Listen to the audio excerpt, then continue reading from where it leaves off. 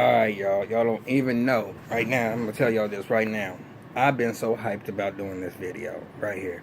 This is gonna be the review for Love and Hip Hop, Season 5, Episode 14, Confessions. Now, the whole thing that even got me into wanting to do these videos or do these reviews, and I gotta give homage to the ones that actually made me want to do it. I love them. And I mean Ashley Miller, Bondi Blue, Forts Rocks, those ladies right there, very formative. Sometimes I got a different opinion.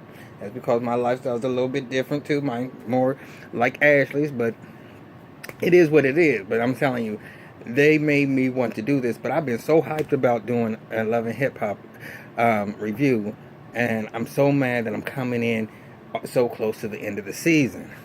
But we're going to get this thing started. I'm just coming off of another high because I was just watching the VH1 All Hail to the Queens. And you know, I'm 45 years old. Queen Latifah, Lil' Kim, Missy Elliott, Salt and Pepper. That's my year, y'all. So I'm up here like, yeah.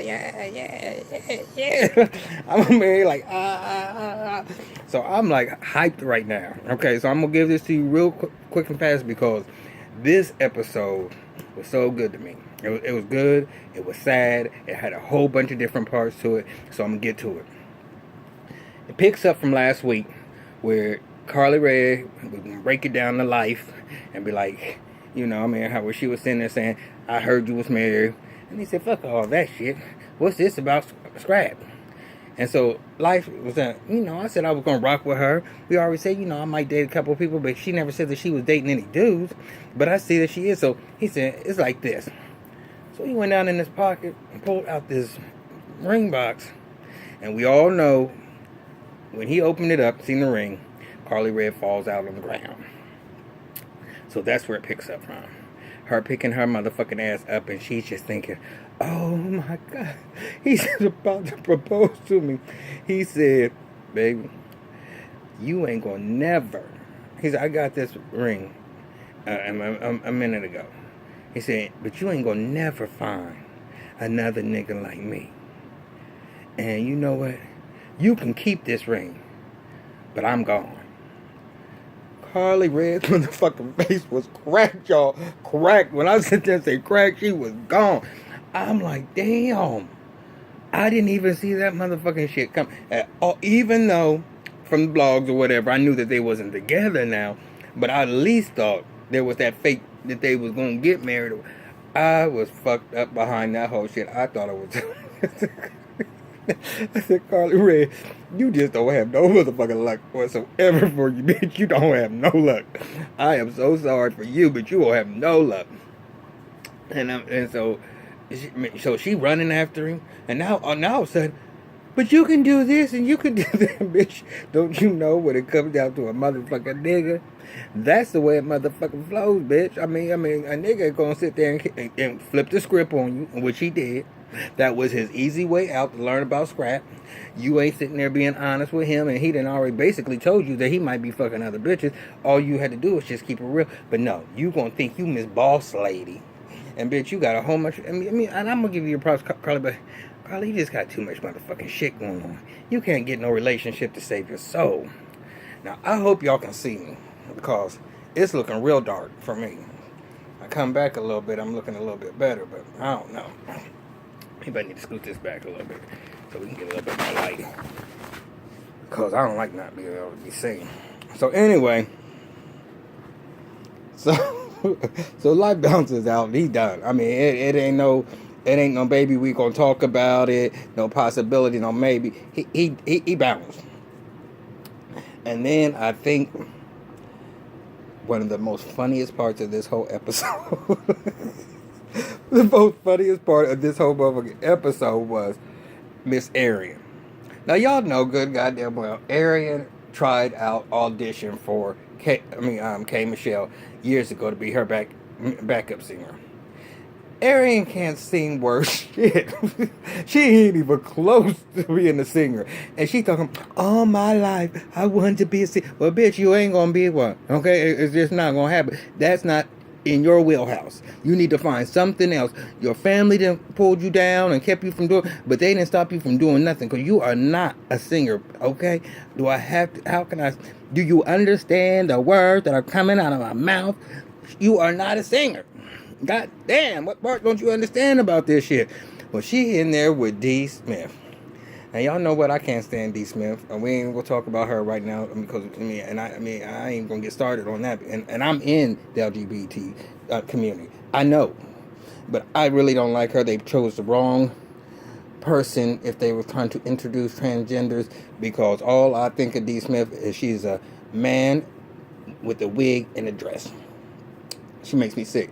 But today, I was not mad at her because Arian sang that little. And y'all want to say, y'all would sound like some dogs sitting there with the name. She had no tune whatsoever, and D. Smith was like, "Oh no," and she gonna tell Eric, well, there needs to be a lot of work, which was the truth. Bottom line, basically, she was being nice because there ain't no amount of work that you can be able to do with Erin. And I don't know why Erin's trying to fake this whole thing about she wants to be a singer when she's not a singer. You got to recognize what you can be and what you can't be. You ain't nowhere close to it. Do you listen to yourself? Do you, what you just think somebody gonna open the door for you, and you gonna go in and you gonna start doing shows like Hey Michelle? And then your dumb ass gonna go to K. Michelle and try to talk to her, and you already been to K. Michelle. And then K. Michelle, cause if you want to shadow me or whatever, she shadowed him whatever just to see what it's like. But bitch, I don't give a fuck what you was saying. When you get, where you gonna go in Atlanta? Nobody gonna fuck with you, and if they do that, you ain't gonna go nowhere because you can't sing. And then, K. Michelle, she was a trooper. She let her, shadow or whatever. But end of her show at one of those clubs, Kay left. And Erin wasn't on point right there when she came out the door. She talked about I was at the door.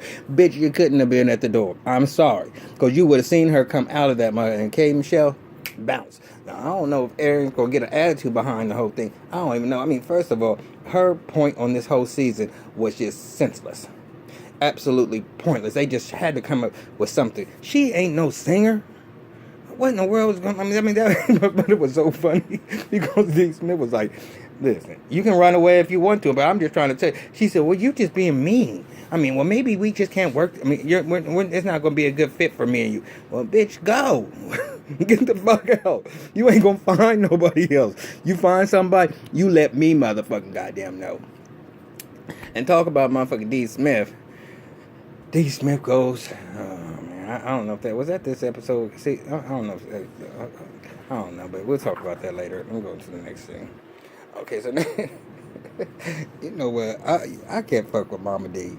I don't know what album Mama D tried to come out with, and I don't know why she's trying to do an EP with Jock or EP with Scrappy. Cause y'all too tough. You in the 50s and they in their 30s or whatever they are. Jock is starting to get old as fuck too. But anyway, he's rap. You whatever. Talk about I Deserve It or whatever the fuck her song is, and so anyway, Jock got a little tune for her. They up in the studio. And she come in and she like, yeah. He said, well, you just need to move it a little bit more, Mama D. She tried, and then the confession, she said, Mama D, she's trying to do too much right now, but which was true. But Jay Nix came in, and Jock on the last episode smashed Amber. And so he wants to be straight up because, they've been boys or whatever. So he wouldn't tell him. So, Mama D went ahead and left out. And so Jock was trying to, being a bitch about it. He said, Jay Nix was like, what's up, Joe? You trying to beat around the bush? What you talking about? And he's like, well, she came on to me or whatever, and went all the way. She gave it all up. He said, you trying to tell me that you smashed my girl? And I thought they would get rid of motherfucking Rumble or something. He said, my nigga, you gave me my motherfucking out. And you know what Jay Nix is, Jock is ugly because he's funny looking and kind of goofy looking, and I don't understand why he got 9 kids and why he got all these people tripping off of him. I don't like him. Jay Nix, somebody said he looked like Humpty Dumpty, and if that was never a description, that's a hell of a description for him. He does look like Humpty Dumpty. He does. He does look like Humpty Dumpty, but you know that was his out. And so Jocko said, well, she's having this little opening of her, you know, I don't know what she was doing, you know, some cosmetic line or whatever that she done came out with, and she's having an opening, and Jay Nix was gonna come with Tiara, and she wanted Jock to be there, hosted with her. So they was like, oh, okay, that's gonna be some mess right there, but yeah, we're gonna have fun about it. You know, you niggas ain't shit. Both of them ain't no motherfucking shit. Both of them ugly too. So I don't even know what they tripping off of. Tiara, you too pretty, girl. And I know you got another man for real in real life, but but you that shouldn't have been one of your options this time for real. Because I mean, Jay Nixon, he ain't the one for real. He's not. Now I told y'all that this episode has some funny moments to it, and it has some sad moments to it. And the next thing was with Tammy, and she was letting the BAM know that she and Walker, which we already know, I mean, it's not no secret, are separating. And, you know, she broke down for a second, and, you know, I've been in a situation, I haven't been in one as long as Tammy's been in with Walker.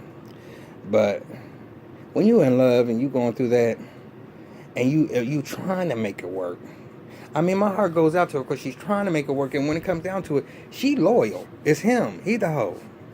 And sometimes it's just not fair, man. It's not fair.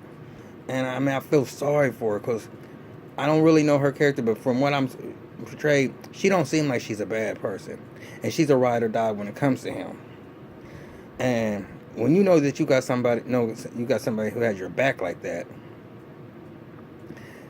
I've been there. All I know is that I was crushed.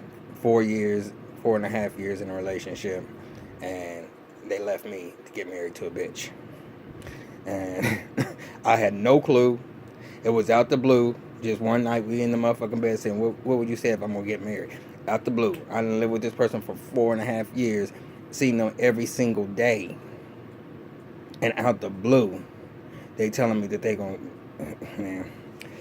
Anyway, my heart was going out to Tammy a little bit. So I mean, but she's getting herself together for her little swimwear. I mean, fashion show that she's going to have. She still hasn't told Deb yet, but that's going to be another moment that we're going to get to.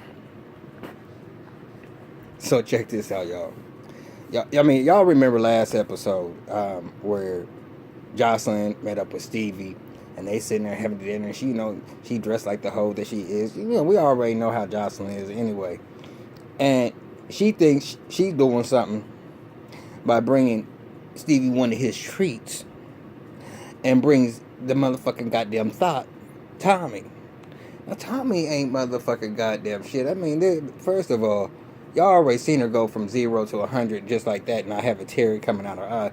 But Tommy don't give a fuck what she got to do to get to where she got to go. She don't have no cut cards. Man, woman, it could be a midget. It could be a animal. She don't give a fuck.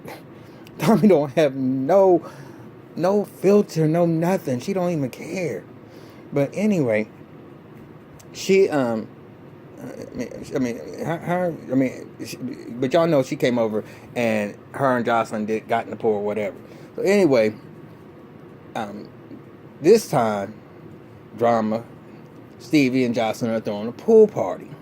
Now, I guess this is getting ready for us because the next episode that's going to be coming on is going to be Love and Hip Hop Hollywood. So, you know, Miss Nikki Baby and Fizz was up on there. And, you know, that's just a couple that I don't even know where they got that from. The couple from. That's some bullshit to me. But anyway, I mean, they was there. And Carly Red was there. Jessica Dime was there. Dawn was there. Tiara was there. So Tiara and Jessica Dime are sitting over there just chilling. And then Carly come in and Jessica and I, oh, here come Miss Messy Boots, whatever. Yeah, now the party gonna get started. So Carly come in and tell them about what happened with Life and showed them the ring and all that other stuff. And I mean, she said, well, he let you keep the ring? We'll find out if that motherfucker's real, because, you know, well, he can go on back and skip. She don't have no problem with it. And then Carly gonna be like, Tiara, I gotta tell you something. And Tiara was looking like, and she's like, when me and Life was talking, I told him I was dating somebody, and the person that I was dating was Scrap. She said, Little Scrappy? She said, no, your baby daddy. Now, here in the confessional was like, this messy. I mean, she said she ain't even really tripping and she ain't putting nothing past no motherfucking goddamn Carly Red, but she just felt like it was really grimy. So she wasn't gonna say, but then Carly felt like her tone was a little bit wrong, and you know how Carly is. She always got that gift gab, and she was about to get motherfucking goddamn stomped, but they got Tierra up out of there, and caused that little confusion. So Jessica is sitting there saying, "Oh, these motherfucking bitches, they don't even know how to act coming to Stevie's party and trying to make a big old scene or whatever." Well, what that bitch say that shit for? Because that bitch moseyed up. Now, Stevie and Jocelyn are up on this balcony upstairs. And she gonna mosey over there and want to be speaking to them and talking motherfucking goddamn shit. So when Jessica goes over there, she's like, "What's up, Chanelica?" And she said, "Oh, you like being, Jocelyn, you like being around my husband?" She said, "But y'all ain't married though, bitch." What you talking about your husband? Now, of course, in the confessional, Jocelyn about, "Me and my husband, we gonna always be together." Bitch, what the fuck ever. I mean, y'all are, y'all not, y'all married, whatever the fuck y'all are. Y'all just fucked up or whatever y'all got going on. So, that started some motherfucking shit between us. So, she calling Dawn thirsty. And because she up there. And Dawn like, "Why you mad? Why you mad?" And so then they talking motherfucking goddamn shit. So now Jessica Dime trying to go around security to run and go fight Jocelyn. When Jocelyn come down, go to the pool, start twerking her motherfucking ass off. And I'm like, ain't this a motherfucking goddamn shit? They can't have no party to save their motherfucking goddamn soul. So after the party, the next day, now this is the part that gets me, y'all. These motherfucking hairdos. These motherfucking hairdos drive me absolutely crazy. Cause 1 minute the hair is one way, and the next day Tierra and Mimi are together, and both of them got these motherfucking crazy ass looking motherfucking braids. These braids, man. I mean, in confessionals, they got one thing on totally different. I mean, like, how do you just switch up your hair? And why y'all both looking stupid with those big old... It just looks so stupid. And all they were talking about, Tierra was like, "You don't got Stevie on child support?" She's like, "No." And she's like, "I think that's what Jocelyn was trying to get me to do, to put Stevie on child support." Mimi. I don't even know what to say about her. And I'm not even going to cuss on her. I'm not even going to call her a name because she just is dumb as a brick. And that's all I can sit there and say. Mimi makes me sick. She has no storyline, and she keeps on talking about where she was. Baby, you done some of the most dumbest, stupidest things. Who you gonna blame it on? You gonna blame it on Nico? You gonna blame it all on Stevie? Who you gonna blame? Then she talking about Chris is trying to get back with her. Chris don't want your motherfucking ass no more, bitch. And now you in another relationship, bitch. Who do you motherfucking want? Who? What the fuck is going on with you, Mimi? Make up your motherfucking mind. Is it dick or is it pussy? What is it that you motherfucking want? Do you just want a story? Because, bitch, now you sitting there talking about Chris has been blowing up her phone. Bitch, you fucked Chris up. First of all, you had the motherfucking party to introduce Chris to the whole entire motherfucking world. And y'all didn't even last 4 weeks. You wishy-washy. And that's just as plain and simple. You wishy-washy. And I don't even know... I know you ain't going nowhere, and you're staple on the show, and I know you ain't going nowhere, but you just starting to make me so sick. I don't even like dealing with you. I don't like hearing your voice. I don't like hearing you whine. Your little storylines is just like so corny, and I'm like, come on now. There's only so much a bitch can motherfucking take it. I can't take that motherfucking goddamn shit. I started wanting to do these reviews because I be flexed after some of these episodes. I do. I be flexed because I be like, How stupid can these people be? And I'm sitting there cussing and fussing, and I mean, me wanting to call somebody and talk about it, and nobody will want to hear me rambling on about what went on in the show unless they're a diehard too. And I don't have too many diehards to be watching the show, so I said, well, let me go ahead and put it on tape. So they sitting there talking about that. And so she was like, well, I'm going to have to do something. But one thing I did forget. When Mimi was talking to Tiara, she was telling about her new friend. It is a woman. And, y'all, I would not be surprised. I would not be surprised if it's Arian. But motherfucking Mimi, bitch, you just... Don't tell us. I don't want to know. Keep it a secret. Don't even let it be public. Because, bitch, if you make it public, then it's going to go motherfucking downhill in 3 episodes. So just leave that to yourself. Don't even let nobody know what you're talking about. And leave that little tidbit of information that you told Tiara. Let that just be y'all's girl talk, which of course it will not be. Okay, but let that be y'all's little girl talk. And don't get it out. Because I'm tired of hearing about you and your love life. You just dumb. But... I do want to say this about the show. K. Michelle, even though she's a messy motherfucking goddamn bitch, she is the only one on the show that even actually has a hit. And seeing her being the boss that she is up in New York and all the things she's doing and how her day goes all long and all that. I mean she's a bad motherfucking bitch to do all the shit she's doing, plus be able to tape the show and do all the things she's doing. I gotta give it to the bitch. For real, I do. She might be messy as a motherfucker, but I gotta give it to her because she got a lot going on with everything that she got going on. She has a lot going on, and she's able to handle it. There ain't nobody on the show that's even nowhere near that can even light a candle to K. Michelle. And Arian was sitting there following behind her. She was moving just a little bit too slow, but she wasn't going to get no help as far as coaching or whatever from K. Michelle. K. Michelle don't got time for her. She's too busy. She too motherfucking goddamn busy. So another drama moment. I told y'all about Jock and Jay Nix talking about that they were going to go to Amber's little cosmetic line or whatever, opening or whatever that she was having. And Jock behind her little table that she was setting up or whatever. I don't know what the fuck that was. You know what? You look like a motherfucking stripper, motherfucking goddamn table that she just had like a little setup at the motherfucking goddamn club just for a little silo table, like a little vendor station or whatever. It didn't even look. It looked so unprofessional. It didn't look like nothing for real. I mean, it had trinkets on the motherfucking table. I couldn't even really tell what in the fuck was there. And then she's like, "Put my lipstick on me, baby."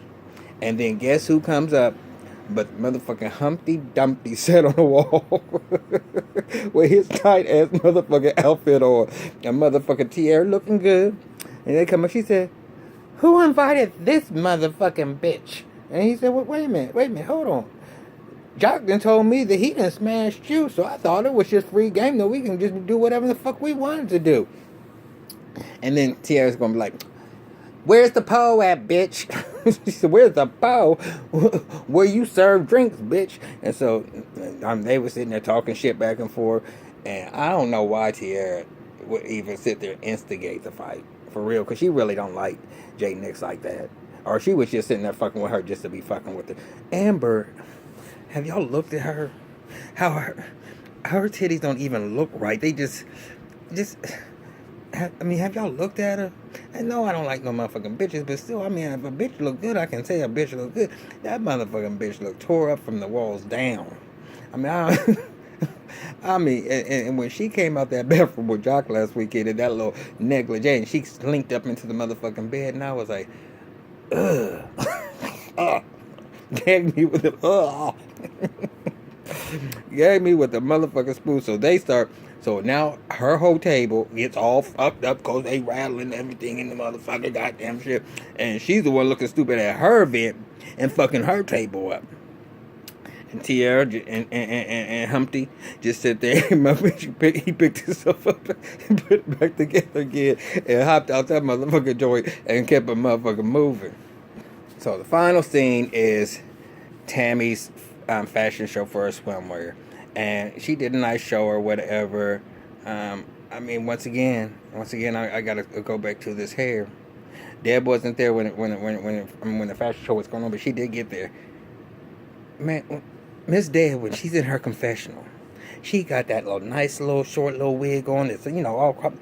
Nice cut. Nice little cut for her. It fits her face, makes her look good. That bitch came in there with that motherfucking goddamn Wonder Gray curls or whatever. I don't know what the fuck that motherfucking shit was. But I want to say, bitch, go the fuck home and take that motherfucker off. Come back with what you had on in the motherfucker. How do you do that? How do you just change up and make yourself look stupid like that? You going to a motherfucking event. And you gonna come in there with that motherfucking hair that looks like it's motherfucking fake from shit and it's silver, and then you got some black shit on. I don't know what the fuck that motherfucking shit was, but I mean, it's just a whole. But the whole thing about the whole thing, before I even get to the sad part, is Scrappy. Now, Scrappy's just sad. You know, I used to like Scrappy. I mean, I used to think he was, that nigga or whatever, but and I thought he had a little swag to him. But this thing that he's all whipped by the BAM, it's kind of like turning me off from him. And I mean, you know, my reason why I'm watching the show, I'm trying to have somebody that's eye candy on the motherfucker, and that motherfucker starting to just seem stupid and dusty, and he's getting fat. And he's not like, I don't know, I don't know, but he got his flowers for the BAM. He's like, I didn't realize it's just, that's who I love. That's who I love. And she said, yeah, Scrappy's looking kind of good. I do miss him, but she over there trying not to play hard to get him. It's going to take more than flower. Bitch, you already know you're going to take his motherfucking ass back. Stop playing. But y'all, but Mona got to keep it going because we got a couple more episodes left. So, it is what it is. So, so we're getting it back. Rashida, she always in somebody's motherfucking business. And she's like, where's Wok? And she's like, oh, we're separated. And she's like, and then, she broke down crying. And I'm telling you, when I see her, when I'm seeing her cry, I know the feeling to see somebody cry. But what really, really touched my heart and what really got to me was when Miss Deb came back there.